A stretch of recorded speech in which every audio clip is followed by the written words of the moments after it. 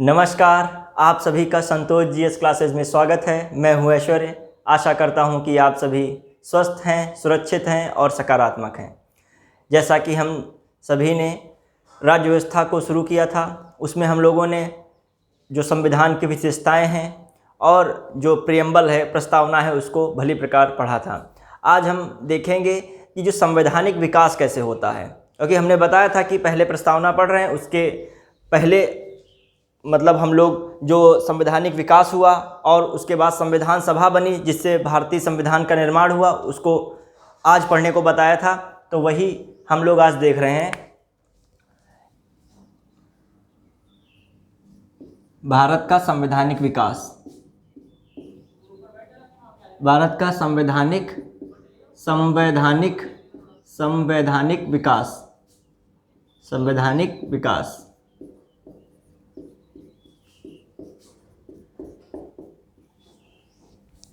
Constitutional development of India. अब हमें क्या देखना है, संवैधानिक विकास में हम दो रूप में देखते हैं। एक तो ब्रिटिश ईस्ट इंडिया कंपनी के शासन के अंतर्गत जो भी अधिनियम पारित किए गए हैं, और दूसरे जो ब्रिटिश ताज के शासनाधीन जो भी कानून अधिनियम पास हुए उनको देखेंगे। इससे परीक्षा में 1 से 2 प्रश्न जरूर पूछे जाते हैं भारत के संवैधानिक विकास से, इसलिए इम्पोर्टेंट ये भी चैप्टर हो जाता है। एक तो है ब्रिटिश ईस्ट इंडिया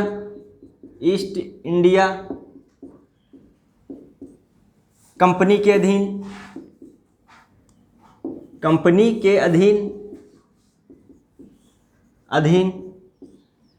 पारित अधिनियम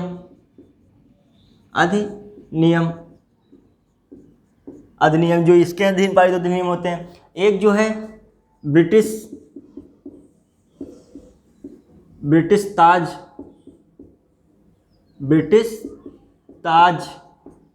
के अधीन पारित अधिनियम।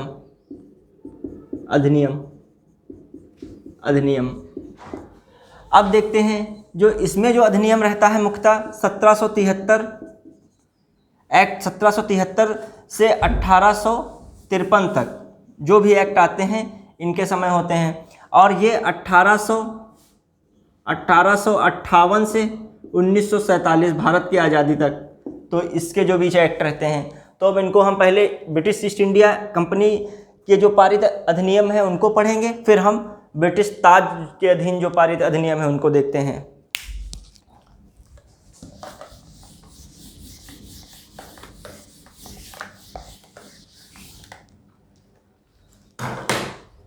अब देख रहे हैं क्या जैसे है ब्रिटिश ईस्ट इंडिया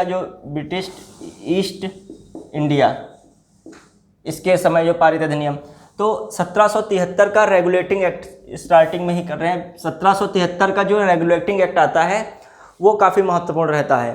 पहली बात तो जब 1773 का रेगुलेटिंग एक्ट आया होता है तो भारत में 3 जगह प्रेसिडेंसी होती हैं, खासकर एक बम्बई, एक कलकत्ता, एक बंगाल। जो 1773 का रेगुलेटिंग एक्ट है बम्बई और मद्रास प्रेसिडेंसी को अधीन बना देता है, किसके? बंगाल प्रेसिडेंसी। तो इसमें ये व्यवस्था की जाती है कि अब बम्बई और मद्रास प्रेसिडेंसी बंगाल प्रेसिडेंसी के अधीन हो जाएगी, और बंगाल का गवर्नर जो कहा जाता था अब गवर्नर जनरल कहा जाने लगेगा। जो भारत का प्रथम गवर्नर जनरल, भारत का नहीं बंगाल का प्रथम गवर्नर जनरल वारेन हेस्टिंग बनता है। वारेन हेस्टिंग के सपोर्ट के लिए एक परिषद का गठन होता है जिसमें 4 सदस्य रखे जाते हैं, और इसी 1773 रेगुलेटिंग एक्ट में एक व्यवस्था की जाती है कि एक भारत में सुप्रीम कोर्ट हो। First supreme court establish in India जो है बाय रेगुलेटिंग एक्ट 1773। इसके तहत पहला सुप्रीम कोर्ट भारत में स्थापित होता है, जिसमें प्रथम जो है मुख्य न्यायाधीश एलिजा एम्पे होते हैं। इनके 3 सहायक ने जो न्यायाधीश होते हैं हाइडे, चैम्बर्स, लेमिस्टर होते हैं। ये परीक्षा में प्रश्न पूछा गया है। हाल ही फिलहाल की जो विगत परीक्षाएं हुई हैं आयोग की, उसमें पूछा गया प्रश्न है मुख्य न्यायाधीश, भारत का प्रथम मुख्य न्यायाधीश कौन होता है। इस प्रकार से उसमें कथन दिया था, तो वो दिया था इस प्रकार से, लेमेस्टर भारत के प्रथम मुख्य न्यायाधीश। से कथन गलत था, जिसको पता था कि एलिजा एम्पे हैं वही उसको सही कर पाया। तो इस प्रकार के प्रश्न बन जाते हैं। तो इस प्रकार हमने देखा सुप्रीम कोर्ट की स्थापना हो जाती है। और जो देखा जाए कंपनी पे कुछ नियंत्रण लगाया जाता है उसमें भी, हालांकि बोर्ड ऑफ कंट्रोल अलग बनता, बाद में बनता जाके, लेकिन फिर भी जो है जो डायरेक्टर कोर्ट कह सकते हो उसके द्वारा कंपनी पर नियंत्रण स्थापित किया जाता है। जैसे क्या नियंत्रण कि जो है देसी राजाओं से उपहार वगैरह नहीं लोगे, रिश्वत नहीं लोगे, और सैन्य मामले इन सब पे भी देख रेख, जैसे नागरिक है, सैन्य है, राजस्व है, इस सब पर भी थोड़ा बहुत देख रेख रहती है। अभी पूरा नियंत्रण नहीं कंपनी पे हो रहा है, थोड़ा बहुत होता है। तो हम देखते हैं कौन सा 1773 का रेगुलेटिंग एक्ट, इसके बारे में जो बताया 1773 रेगुलेटिंग एक्ट। ऐसे इंग्लिश का हिंदी में ऐसे लिख के इंग्लिश का वर्ड हिंदी में आ जाता है, इसको नियामक अधिनियम भी कहते हैं 1773। इसमें क्या रहता है देखते हैं, ये किसकी सिफारिश पे बनता है? जो ये होता है सेक्रेट कमेटी ऑफ जो है ब्रिटिश कैबिनेट की, या कह सकते हो सेक्रेट, ये गुप्त समिति कह सकते हो, ये गुप्त समिति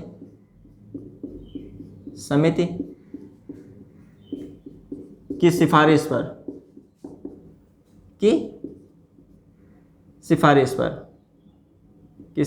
पर या सेक्रेट कमेटी लिख सकते हो, सेक्रेट कमेटी की रिकमेंडेशन पर जो है रिकमेंडेशन ऑफ सेक्रेट कमेटी, इसकी कमेटी की। अब ये कौन सेक्रेट कमेटी की, ये कहाँ होती है, समिति बनती है? ब्रिटेन में बनती है। ये प्रस्तुत की जाती है ब्रिटेन के कैबिनेट मिनिस्टर द्वारा। तो ये बनती, इसी के आधार पे बात रखी जाती है भारत में जो है नियंत्रण देखने के लिए, देख रेख करने के लिए एक अधिनियम बने। तो ये इस प्रकार की व्यवस्था होती है सेक्रेट कमेटी। तो उस समय पीएम कौन होते हैं? पीएम लॉर्ड नॉर्थ होते हैं, लॉर्ड नॉर्थ। मतलब गुप्त समिति की सिफारिश पर 1773 रेगुलेटिंग एक्ट, हम शॉर्टकट में लिखेंगे रेगुलेटिंग 1773 का बनता है। ये एक बात आ गई पहली, गुप्त समिति की सिफारिश पर इस एक्ट का निर्माण किया जा रहा है। अब इसकी विशेषताएं क्या हैं? जो बम्बई मद्रास प्रेसिडेंसी के गवर्नर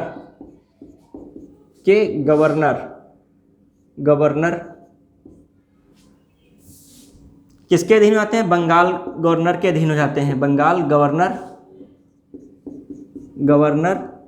गवर्नर के अधीन, ये एक पहली बात, ठीक। और अब बंगाल का गवर्नर जो है, दूसरा बात इसमें क्या, बंगाल का गवर्नर बंगाल का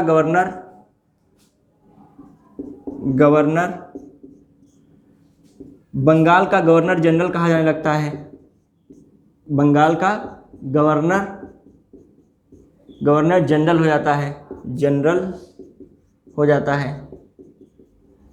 जाता है। पहले इसी आधार पे देखें, पहले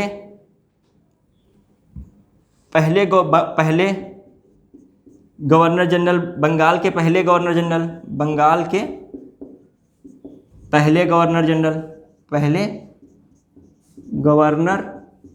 जनरल कौन हो जाते हैं? वारेन हेस्टिंग होते हैं। वारेन हेस्टिंग ये हो जाते हैं। अब इनकी एक सपोर्ट के लिए समिति बनती है, परिषद में 4 सदस्य, कार्यकारिणी परिषद इसको कह लो। इसके इनकी कौन सी परिषद बन रही? कार्यकारिणी परिषद में 4 सदस्य, 4 मेंबर जो है। अब क्या रहता है इस एक्ट के थ्रू, और हम इधर देखते हैं इसी एक्ट में और क्या देख रहे हैं। First, supreme court establish in India by, किसके द्वारा? Bye regulating act 1773। इसका मतलब जो है सुप्रीम कोर्ट की स्थापना होती है। सुप्रीम कोर्ट की स्थापना कब हो रही है? 1774 में। 1774 में कैसे? 1773 के रेगुलेटिंग एक्ट द्वारा, रेगुलेटिंग एक्ट। ठीक। प्रश्न आता है कि सुप्रीम कोर्ट की स्थापना कब हुई? तो 1773, 74, 75, 76 समय हो तो उसमें 1774 लगाएंगे, ना कि 1773। पूछा जाता है सुप्रीम कोर्ट की स्थापना किस एक्ट के तहत होती है? तो 1773 के रेगुलेटिंग एक्ट। ठीक। तो इस प्रकार से प्रश्न इसके जो हैं चीफ CGI कह सकते हो, चीफ जस्टिस ऑफ जो है, चीफ जस्टिस कौन होते हैं इसके? कौन होते हैं यहाँ पर? एलिजा इम्पे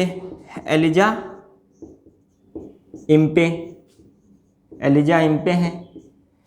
और जो है अन्य न्यायाधीश जो हैं, अन्य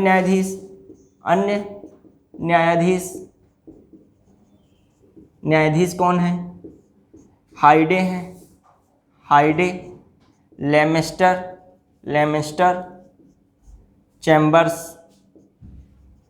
चैम्बर्स।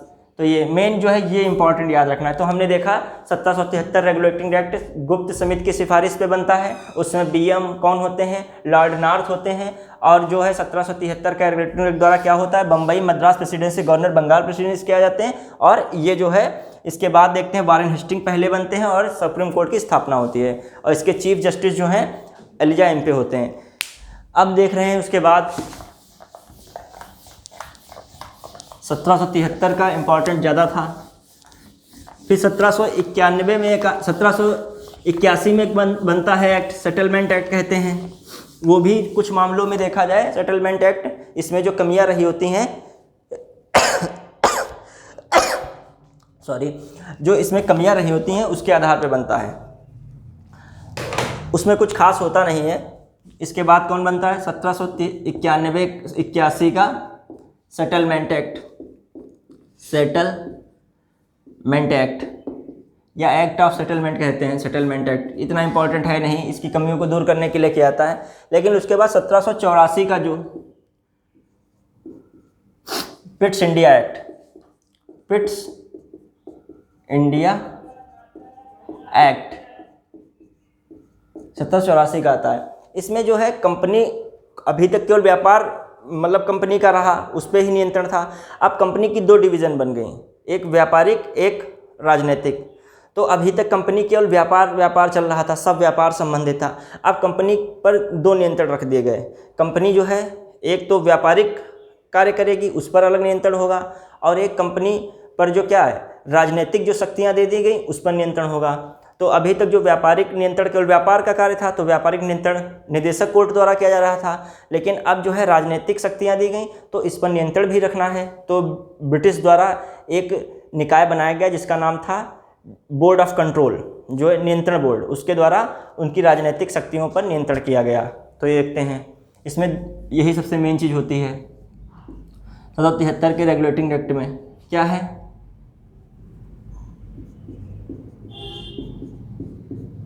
कंपनी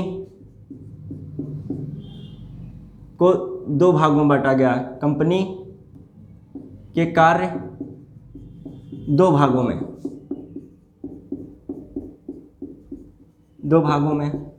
अब क्या है, जैसे ये एक हो गया, एक क्या कंपनी का व्यापारिक कार्य जिसे वाणिज्यिक भी कहते हैं, वाणिज्यिक। ठीक। अब दूसरा क्या है? राजनीतिक, मतलब इसको दे दी गई पॉलिटिकल पावर भी दे दी गई, राजनीतिक शक्ति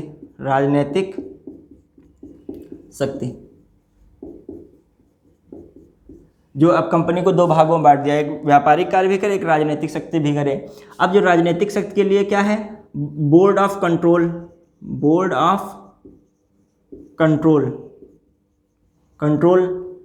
की नियुक्ति की गई। बोर्ड ऑफ कंट्रोल की नियुक्ति की गई।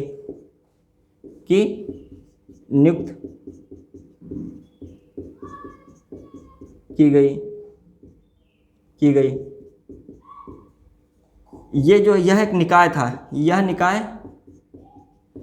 यह निकाय ब्रिटिश सरकार के प्रति उत्तरदायी था, सरकार के प्रति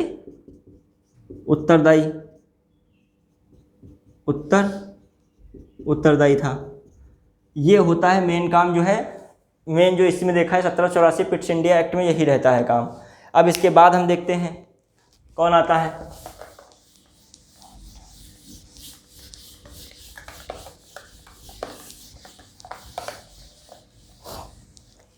इसमें जो है पिट्स इंडिया एक्ट में जो बनाया जाता है, बोर्ड ऑफ कंट्रोल में 7 सदस्य होते हैं, उसके एक ऐसा निकाय बनता है जो कि नियंत्रण रखता है पूरी तरीके से राजनीतिक शक्तियों पर, प्रशासन पर, पूरी तरीके से कह सकते हो प्रशासन पर नियंत्रण रखता है। प्रशासन का कार्य तो बढ़ा दिया जाता है इनका, लेकिन वहाँ से भी नियंत्रण रहता है। उत्तरदायी का मतलब जो भी कार्य करेंगे इस पर ये बोर्ड ऑफ कंट्रोल क्या रखेगी, नियंत्रण रखेगी, और सीधे इसका जो है सारी सूचना, सारी चीज़ें, जो गतिविधियाँ कहाँ संचालित होंगी, ब्रिटेन संचालित होंगी। तो इस प्रकार से ये आ जाता है। इसके बाद हम देखते हैं कौन सा इंपॉर्टेंट है। इसके बाद 1784 का पढ़े थे, ये बहुत इंपॉर्टेंट था। 1813 का act, charter act 1813, charter act 1813 का, ये बहुत इंपॉर्टेंट रहता है। इसमें क्या होता है, इसमें पहली बार जो है भारत में शिक्षा के प्रसार के लिए अंग्रेजी सरकार द्वारा प्रत्येक वर्ष 1 लाख रुपए की व्यवस्था की जाती है, कि मतलब हम 1 लाख रुपए पर ईयर खर्च करेंगे भारत में शिक्षा व्यवस्था को विस्तार करने के लिए, बढ़ाने के लिए। हालांकि वो शिक्षा व्यवस्था एक प्रकार से अंग्रेजी शिक्षा व्यवस्था का विस्तार करना था, अंग्रेज बनाना था एक प्रकार से, मतलब हो भारतीय शरीर से लेकिन उनकी मानसिकता अंग्रेजी ऐसी हो जाए। और इसके लिए एक वो समिति बनती है जिसका नाम होता है general committee of public instruction. ये समिति बनती है 1823 में बनती जाके, इसके 10 साल बाद बनती जाके हैं। इसके जो अध्यक्ष होते हैं लॉर्ड मैकाले होते हैं, अन्य 10 सदस्य सहयोगी हो जाते हैं। तो ये कार्य 1813 में कि पहली बार भारत के लिए प्रत्येक वर्ष 1 लाख रुपए खर्च किए जाएंगे भारत में शिक्षा व्यवस्था के प्रसार के लिए। दूसरी बात क्या रहती है कि कंपनी के जो है व्यापारिक एकाधिकार को ख़त्म किया जाता है। अभी पूर्ण व्यापारिक एकाधिकार नहीं खत्म हो रहा है, 2 चीज़ों को छोड़कर, एक तो चाय के व्यापारिक अधिकार और दूसरा चाइना के साथ। व्यापारिक अधिकार से मतलब क्या कि ब्रिटेन में बहुत सारी कंपनियां भारत में व्यापार करने के लिए उत्सुक हैं। अभी तक केवल ईस्ट इंडिया कंपनी को ही भारत में व्यापार करने की छूट थी। अब क्या ब्रिटेन शासन कह रहा है कि ब्रिटिश ईस्ट इंडिया कंपनी में सारी, जो ब्रिटिश इंडिया कंपनी को बस 1-2 चीज़ों को छोड़कर, चाय के साथ और चाइना के साथ, और सब में ब्रिटेन से आई कंपनियों से फाइट करनी होगी। मतलब ब्रिटेन की और सारी कंपनियां भारत में जो चाहे व्यापार करेंगी, बस चाय और चाइना के साथ छोड़कर। तो ये मतलब था कि एक तो है। फिर दूसरी बात, एक और तीसरी बात बहुत इंपॉर्टेंट थी, ईसाई मिशनरियों का भारत में आगमन होता है, वो प्रचार प्रसार करते हैं। Promote to Christian religion in India, इसमें ये भी हो जाता है। तो फर्स्ट देखते हैं, भारत में पहली बार शिक्षा के लिए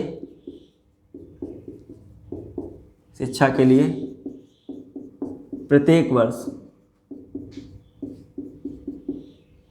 वर्ष अंग्रेजी सरकार द्वारा 1 लाख रुपए खर्च किए जाएंगे। अंग्रेजी सरकार द्वारा 1 लाख रुपए खर्च किए जाएंगे, 1 लाख रुपए खर्च किए जाएंगे।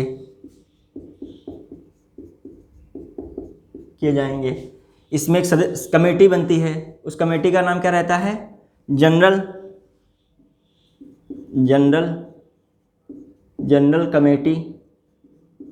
Committee of public instruction.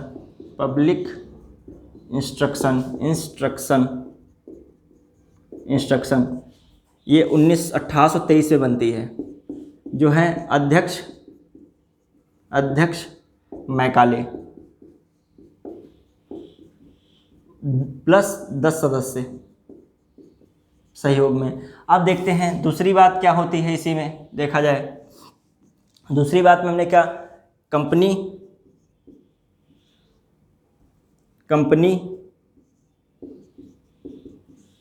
का व्यापारिक एकाधिकार, कंपनी के व्यापारिक एकाधिकार एकाधिकार समाप्त किया जाना, समाप्त किया जाना। किस चीज को छोड़ के? चाय और चीन के साथ। ये प्रश्न पूछा जाता है कि किस एक्ट के तहत चीन और चाय के साथ व्यापारिक एकाधिकार को छोड़कर सभी व्यापारिक जो है उनके अधिकार समाप्त कर दिए गए। तो किसके साथ? 1813 के साथ। और क्या है ये? मोनोपोली जी, इसको क्या कहते हैं? मोनोपोली। व्यापारिक एकाधिकार को क्या कहते हैं? मोनोपोली।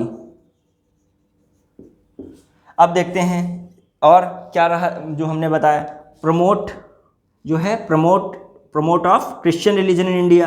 तो कहने के लिए ईसाई मिशनरियों को प्रचार प्रसार करने के लिए छूट, को प्रचार प्रसार के लिए छूट, विभिन्न प्रकार की छूट दी गई। अब ये चीज़ें इंपॉर्टेंट रहती हैं, पूछी जाती हैं, इससे जुड़ी हुई एक दो इन्फॉर्मेशन जरूर पूछ ली जाती हैं। अब देख लें उसके बाद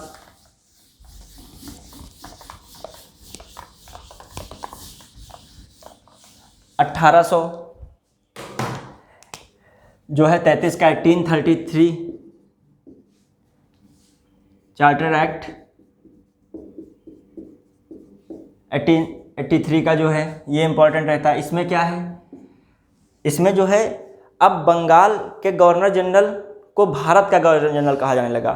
तो इससे क्या देखते हैं कि अब मतलब कह सकते हो केंद्रीकरण को बढ़ावा दिया जा रहा है, क्योंकि अब बंगाल का पूरा भारत का हो गया तो केंद्रीकरण को बढ़ावा दिया गया।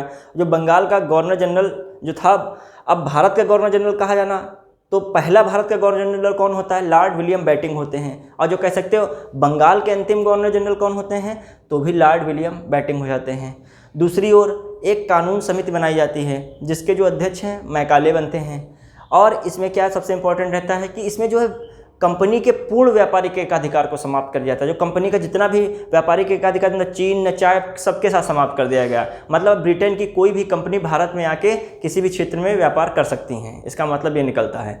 फिर और क्या रहता है इसमें जो 1833 के जो एक्ट में एक और सबसे बड़ी चीज़ आती है कि जो कंपनी के प्रशासन, उस समय समझो देश का प्रशासन हो गया था कंपनी का प्रशासन, उसमें भारतीयों को मौका दिया जाता है। ये प्रश्न आते हैं पहली बार भारतीयों को प्रशासन में किस एक्ट के तहत मौका मिलता है, किस एक्ट के तहत शामिल किया जाता है? 1833 के तहत। तो देख लेते हैं हम 1833 चार्टर एक्ट क्या है। फर्स्ट बात हमने बताई, बंगाल का गवर्नर जनरल भारत का गवर्नर जनरल कहा जाता है। भारत का गवर्नर जनरल कहा जाने लगा। फर्स्ट बात ये हो गई। अब सेकंड बात क्या है देखते हैं। बंगाल का अंतिम governor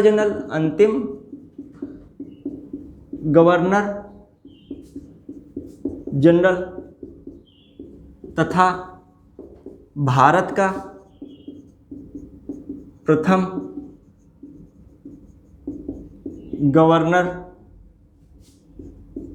governor general William betting होते हैं। लॉर्ड विलियम बेटिंग है। अब ये रहता है। अब देखा जाए केंद्रीकरण को बढ़ावा मिल रहा है, केंद्रीकरण को बढ़ावा और क्या? कानून समिति बनती है। कानून समिति बनती है 1835 में। अध्यक्ष मैकाले हैं। और क्या हो रहा है? कंपनी के प्रशासन में पहली बार भारतीयों को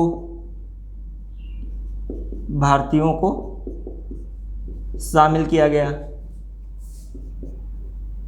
शामिल, कंपनियों के प्रसार में पहली बार भारतीय शामिल हुए। भारतीय शामिल हुए, ऐसे लिख लो, भारतीय शामिल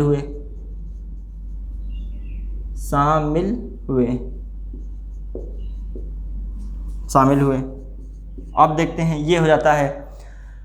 और इसमें यही मेन जो घटना घटित होती है। अब देखा जाए एक चीज़ और हो जाती है, इसमें क्या रहता है कि जैसे बंगाल का, जैसे जो मद्रास के गवर्नर जनरल वगैरह के जो पद थे, मतलब एक प्रकार से वो उनकी भूमिका पूरी ख़त्म हो गई।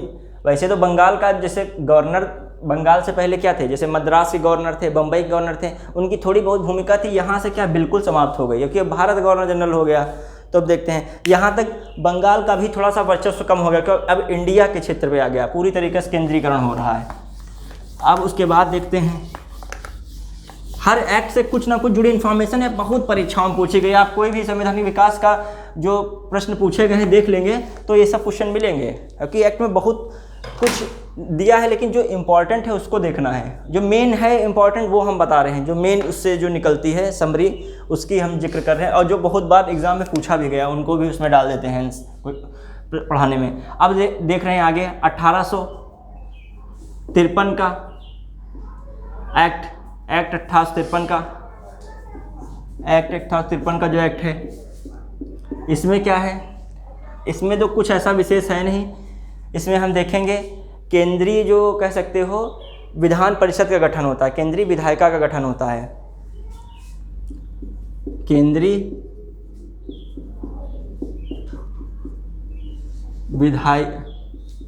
विधायिका परिषद का गठन केंद्रीय विधायिका परिषद का गठन हो जाता है।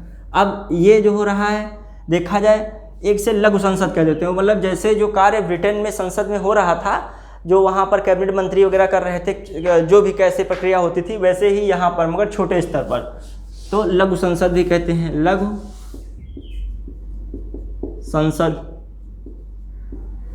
अब देखा जाए केंद्रीय विधायिका परिषद का गठन हो गया। अब इसी में जो देखें आगे क्या रहता है, इसमें ओपन जो है खुली भर्ती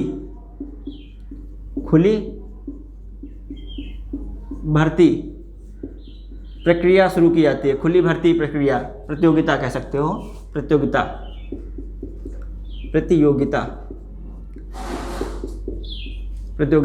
अब खुली भर्ती प्रतियोगिता का मतलब क्या जो होता है, मतलब अब सिविल किसके लिए, सिविल सर्विसेज ऑफ इंडिया जो है, जो सिविल सर्विसेज ऑफ इंडिया होती है उसके लिए किया गया ये। अब इसमें पहले भारतीय कौन बनते हैं, पहले भारतीय कौन होते हैं। अब इसमें देखते हैं पहले भारतीय के रूप में जो होते हैं सत्येंद्र नाथ टैगोर। कब बनते हैं, 1863 में, 10 साल बाद। तो पहले होते हैं, ये रविन्द्रनाथ टैगोर के भाई होते हैं, पहले भारतीय। अब देखते हैं सिविल सर्विस एग्ज़ाम जो है, सिविल सर्विस एग्ज़ाम्स स्टार्ट होते हैं इस वाले एक्ट के तहत, प्रश्न पूछा गया है ये भी। अब देखते हैं 1800, इसी में देख लेते हैं 1861 का, 61-58 का जाता है, इसको बिगाड़ देते हैं।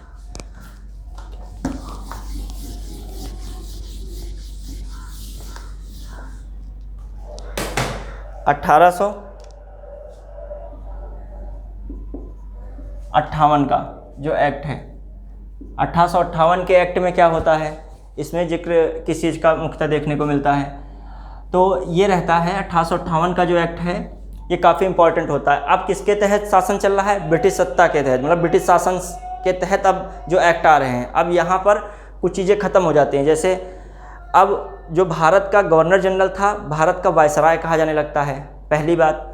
दूसरी बात क्या होती है, भारत में अब भारत का एक राज्य सचिव नियुक्त किया जाता है, मतलब भारत सचिव की एक पोस्ट होती है, जो कि कहाँ से नियंत्रित होती है, पूरी तरीके से ब्रिटेन से होती है। जो भारत का सचिव बनता है, ब्रिटेन में कैबिनेट मंत्री का दर्जा उसे मिला होता है, वही भारत में सचिव बनता है।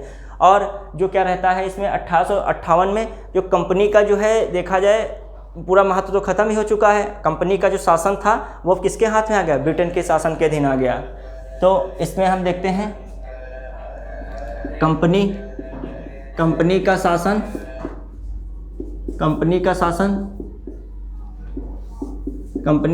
समाप्त किया जाता है, ये हो जाता है। फिर ब्रिटिश ताज के तहत शासन या ब्रिटिश ताज के अधीन शासन हो जाता है, कि अधीन शासन ये हो जाता है। भारत का गवर्नर जनरल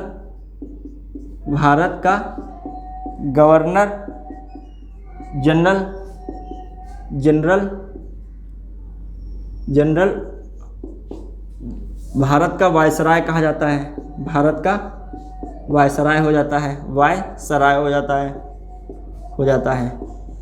हो जाता है। और कौन भारत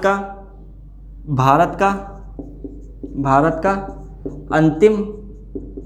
अंतिम गवर्नर जनरल व भारत का पहला वायसराय कौन? कैनिंग है, लॉर्ड कैनिंग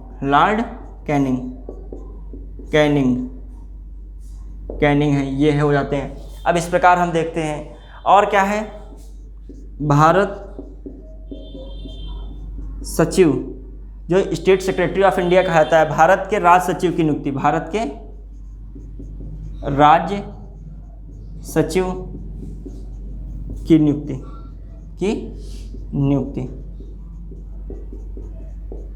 भारत के राज सचिव की नियुक्ति हो जाती है।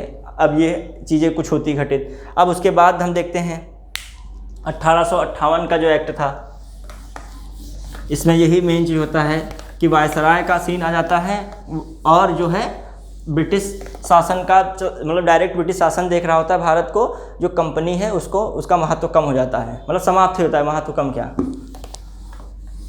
अब देखते हैं क्या रहता है 1861 का, इसमें 61 का एक्ट अधिनियम 1861 अधिनियम या एक्ट अधिनियम 1861, इसमें कुछ इतना खास है नहीं। इसमें जो है पोर्टफोलियो सिस्टम चलता है, पोर्टफोलियो सिस्टम मतलब एक प्रकार से कह सकते हो कैबिनेट व्यवस्था। ये कैसी व्यवस्था? कैबिनेट व्यवस्था में क्या था? किसी कार्य को विभाजन करना, किसी कार्य को विभाजित कर किया जाना।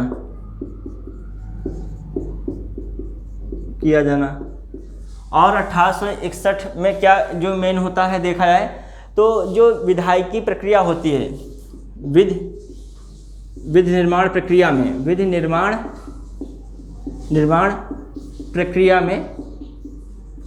में क्या भारतीय प्रतिनिधि संस्थाओं को शामिल किया जाता है।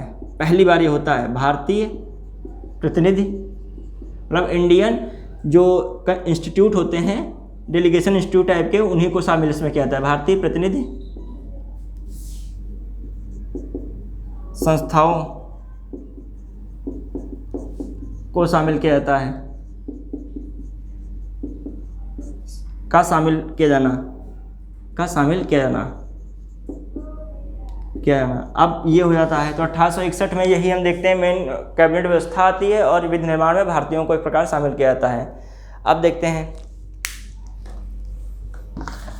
अब 1861 के बाद जो आता है एक्ट,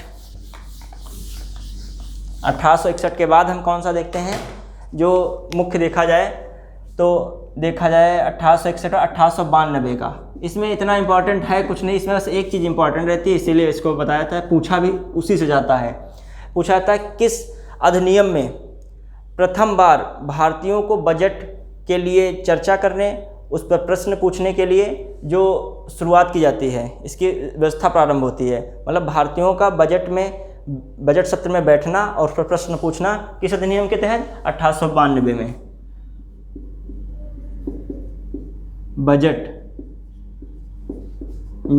बजट के मामले में, बजट की बैठक में भारतीयों का बैठना व प्रश्न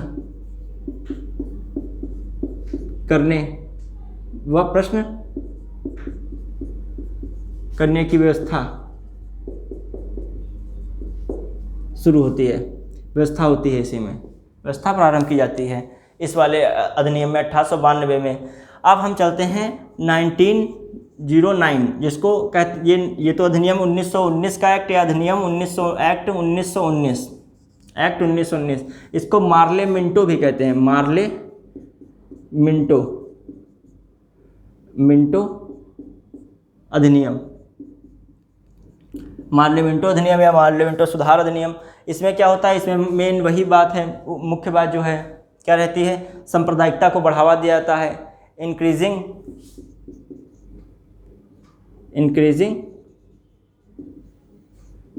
टू कम्युनलिज्म।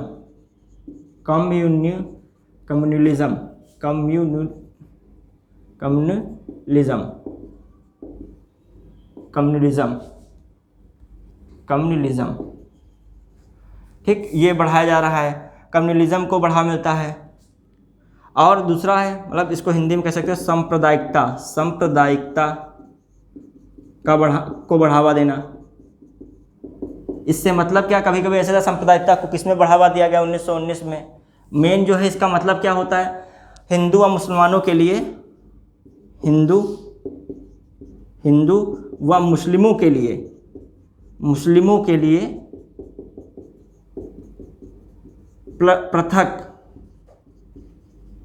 पृथक निर्वाचन मंडल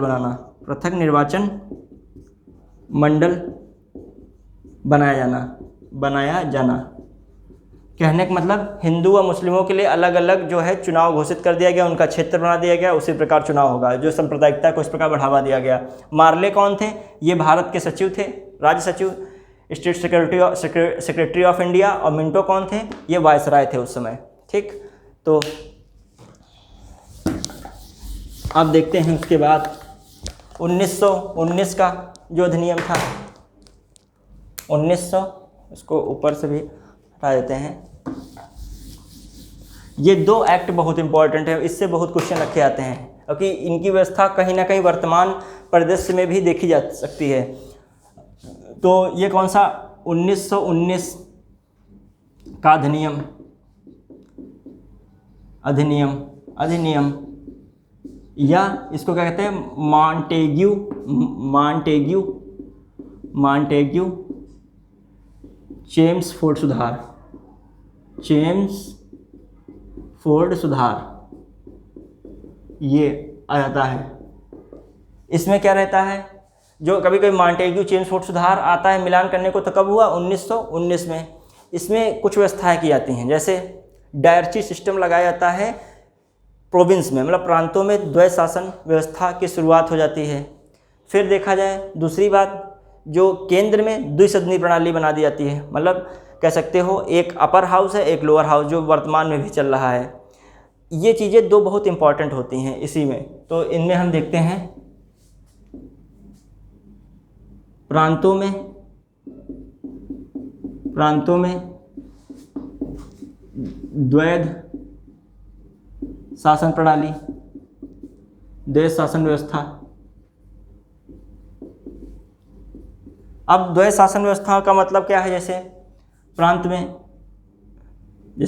द्वैध शासन व्यवस्था क्या होगी? जैसे एक है हस्तांतरित, जो दो विषय होते थे प्रांत में, एक हस्तांतरित विषय होता था, एक आरक्षित विषय में क्या है? वो राज्य अपने पास उनको रखता था, अपने हिसाब से उनको फिर मैनेज करता था। और एक हस्तांतरित में कुछ विषय ऐसे होते थे जिनमें जो विधायी शक्तियां हैं हस्तांतरित, मतलब केंद्र द्वारा ही विधायी शक्तियों को राज्य के पास भेजा सकता है। मतलब उनके लिए अनुमति लेनी पड़ेगी। कुछ मामले जो होंगे वो राज्य के अधीन, मतलब राज्य उस पर स्वतंत्र नहीं है, उसको केंद्र के बिना नहीं वो कर सकता है। तो इस प्रकार है हस्तांतरित विषय, हस्तांतरित विषय, ट्रांसफर्ड जो है। हस्तांतरित विषय में जैसे क्या था, जैसे मान लेते हैं, कहते हैं शिक्षा था, शिक्षा, ठीक, स्थायी शासन, स्थानीय शासन, स्थानीय शासन। अब आरक्षित, इसके पास कौन है, आरक्षित विषय, आरक्षित विषय जैसे क्या कर सकते हो, पुलिस है, पुलिस, वित्त है। इस पर क्या है, एक कानून प्रांत बना सकता था, इन पर जो है पूरी तरीके से कानून बन सकता था, इस पर भी कानून बन सकता था। तो ये सब चीज़ें होती हैं। लेकिन कहीं ना कहीं जो है वायसराय जो कार्यकारिणी परिषद का प्रमुख होता था, उसकी ही मान्यता मानी जाती थी। जो केंद्र में हो, अभी मानते हुए केंद्र की व्यवस्था आती है, तो वायसराय की अंतिम जो है एक प्रकार से मोहर जरूरी थी, स्वतंत्रता बिल्कुल नहीं थी। अब देखा जाए कौन आता है केंद्र में, द्विसदनीय प्रणाली चलती है, द्विसदनीय व्यवस्था, केंद्र में द्विसदनीय व्यवस्था। अब द्विसदनीय व्यवस्था मतलब क्या, एक जो होगा, इतना याद रखिए, हस्तांतरित आरक्षित इतना नहीं पूछा था, मेन याद रखिएगा प्रांतों में द्वय शासन, इसको डायरची सिस्टम कहते हैं, डायरची सिस्टम, ठीक। अब देखते हैं केंद्र में द्विसदनीय प्रणाली में एक बना था राज्यों की परिषद, जैसे इसको अपर हाउस कहा गया, अपर हाउस जो अभी भी है, अभी, और जो दूसरा जो क्या रहता था, विधानसभा, लेजिस्लेटिव काउंसिल, विधानसभा। अब देखते हैं लेजिस्लेटिव काउंसिल, अब क्या रहता है, ये हो गया, इसमें इतना इम्पोर्टेंट है। अब देखा जाए अंतिम जो है अधिनियम, इससे बहुत प्रश्न पूछे जाते हैं।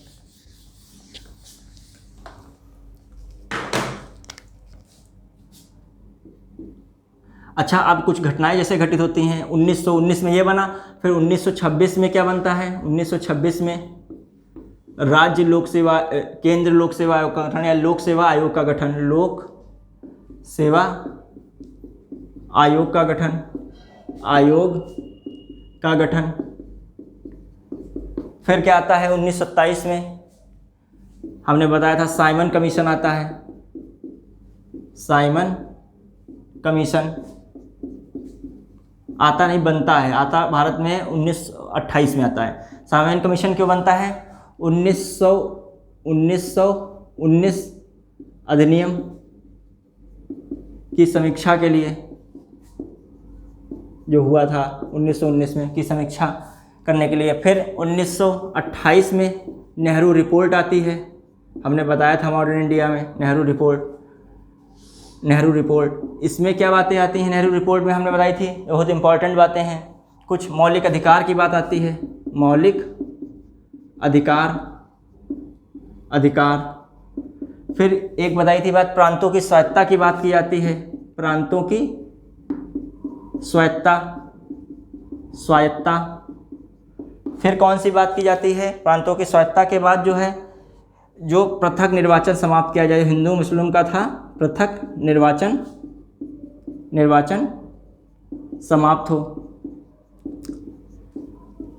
अब क्या देखा जाए, तीन चीज़ें बहुत इंपॉर्टेंट हो जाती हैं। अब इसी के विरोध में 1929 में, क्योंकि जो पृथक निर्वाचन के पक्ष में होते हैं कौन, मुस्लिम लीग के जो मोहम्मद अली जिन्ना, तो वो विरोध करते हैं, तो 14 सूत्री मांगे कही जाती हैं, 14 सूत्री मांग करते हैं, वो 14 सूत्री मांगों की मांग करते हैं, किससे, ब्रिटिश सरकार से। जिन्ना कहते हैं हमें सुरक्षा दी जाए, इस प्रकार का जो है, मतलब देश अपना बंटवारा चाह रहे होते हैं अलग अलग, उसी के परिप्रेक्ष्य में रहता है इनका सब।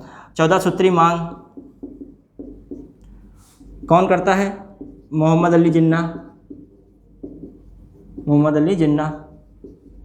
फिर क्या घटना घटित होती है, 1930, 31 और 32 में गोलमेज सम्मेलन हो रहा है, गोलमेज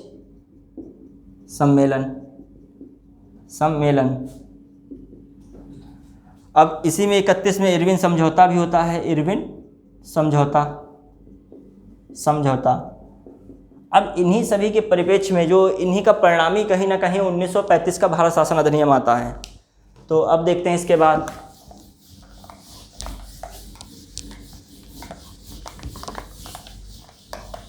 1935 का भारत शासन अधिनियम आ रहा है।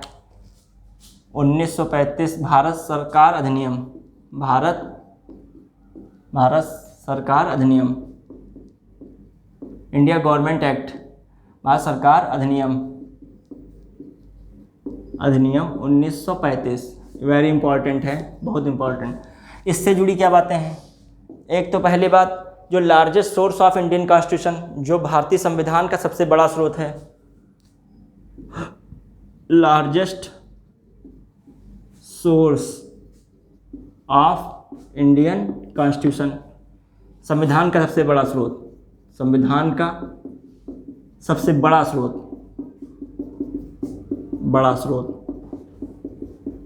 और क्या इसमें होता है? अखिल भारतीय संघ की स्थापना, हालांकि सफल नहीं होता है। अखिल भारतीय, इनका संघ मानना कुछ अलग तरीके का था। अखिल भारतीय, आगे संघ है कि तब ये इनका जो संघ का तरीका था वो अलग था, वो उस पर चर्चा होगी। अखिल भारतीय संघ की स्थापना ये करते हैं, स्थापना की बात होती है। और क्या रहता है? और इसमें जो है राष्ट्रपति द्वारा अध्यादेश की शक्ति ठीक। और क्या होता है? बर्मा भारत से अलग होता है, भारत से अलग ये होता है, अलग होता है 1937 में। इसी एक्ट के द्वारा बर्मा भारत से अलग किया जाता है। फिर क्या होता है? रिजर्व बैंक ऑफ इंडिया की स्थापना 1935 में होती है। संघीय न्यायालय की स्थापना, पहली बार संघीय न्यायालय की स्थापना होती है। संघीय न्यायालय की स्थापना, फेडरल कोर्ट की न्यायालय की स्थापना 1937। ये पूछा जाता है, कई बार पूछा गया है, किस एक्ट कहते हैं संघीय न्यायालय बनाया जाता है? भारत शासन अधिनियम 1935, भारत सरकार अधिनियम आता है, शासन अधिनियम, ये भी दोनों में लिख के आ सकता है। और ये कब बनाया जाता है? 1937 में बनता है। तो इस प्रकार कीजिए। अब लेकिन ये इंपॉर्टेंट रोल इधर है, कुछ इंपॉर्टेंट रोल इधर है। जैसे इधर कुछ चीज़ें बदल जाती हैं। प्रांतों में द्वैध शासन समाप्त। जैसे क्या द्वैध शासन में एक तो बस एक विषय में स्वतंत्र थे, दूसरा विषय केंद्र पर नियंत्रण रहता था। तो अब ये पूरी तरीके से अपना स्वतंत्र हो गए, क्योंकि संघ की बात हुई तो इस पर स्वतंत्रता भी मिल गई। अब देखा जाए दूसरी बात, जब द्वैध शासन समाप्त है तो कहने का मतलब स्वायत्ता की बात आ गई। प्रांतों की स्वायत्ता की बात नेहरू रिपोर्ट में भी की गई थी। तो देख रहे हैं कुछ परिणामी दिख रहे हैं उसके, वहाँ के जो चीज़ें यहाँ भी दिख रही हैं, जो उस घटना क्रम में जो घटित हुआ तो वो चीज़ें यहाँ पे भी दिखती हैं। प्रांतों में द्वैध शासन हो गया। और क्या हो रहा है? प्रांतों को स्वायत्ता, प्रांतों की स्वायत्ता ये बढ़ जाती है। ठीक। फिर क्या रहता है? केंद्र में द्वैध शासनात्मक प्रणाली शुरू हो जाती है। केंद्र में द्वैध शासन प्रणाली शुरू, द्वैध शासन प्रणाली प्रारंभ, द्वैध शासन व्यवस्था प्रारंभ। तो इस प्रकार की घटनाएं इधर हो रही हैं। तो इसमें जो पूछी जाती हैं, जैसे पूछेगा किस एक्ट के तहत देश में द्विसदनात्मक प्रणाली शुरू की गई। अब देश में आ रहा है मतलब केंद्रीय विधानसभा में, तो आप 1919 एक्ट लगाएंगे। अखिल भारतीय संघ की स्थापना किस एक्ट में होती है? 1935 में। राष्ट्रपति द्वारा शासन जो है, अध्यादेश की जो ऑर्डिनेंस जो पावर है वो किसके तहत मिलती है? इसके तहत मिलती है। किसमें जो है केंद्र में द्वैध शासन व्यवस्था प्रारंभ की गई, जबकि प्रांतों में द्वैध शासन व्यवस्था को समाप्त किया गया। तो किसमें होता है? इसमें होता है 1935। ये मतलब एक बार देख लीजिएगा, रिवाइज जरूर इस चीज़ का करिएगा। द्वैध शासन व्यवस्था केंद्र की और राज्य की, केंद्र की जब होती है तो इस वाले में होती है, प्रांत की जो होती है वो किस में होती है, पहले वाले में। तो इस प्रकार हम लोगों ने भली प्रकार, अभी कुछ चीज़ें बाकी हैं उनको देख लेते हैं बस, क्योंकि भारत को आज़ाद तो कराना ही है। एक देखते हैं, फिर उसके बाद 1942 का क्या आता है, क्रिप्स मिशन आता है। फिर 1942 में जो क्या होता है, भारत छोड़ो आंदोलन आता है। फिर बेबल योजना आती है, बेबल योजना का शिमला समझौता होता है। फिर 1947 3 जून 1947 में क्या होता है, माउंटबेटन प्लान होता है, भारत पाकिस्तान का बंटना सुनिश्चित हो जाता है। फिर कौन सा आता है, भारत शासन अधिनियम, भारत स्वतंत्रता अधिनियम, शासन नहीं स्वतंत्रता, स्वतंत्रता अधिनियम, ये आ जाता है 1947। ये आता है 18 जुलाई 1947 को यह ब्रिटेन की संसद में पास होता है, ब्रिटेन की संसद में पास। अब और ये 15 अगस्त भारत व पाकिस्तान, भारत कहे तो आज़ाद हो जाता है, भारत आज़ाद हो जाता है। कैसे रहता है, इसमें क्या रहता है, इस एक्ट के तहत जो आता है भारत स्वतंत्र, भारत व पाकिस्तान विधिवत अलग अलग देश होंगे,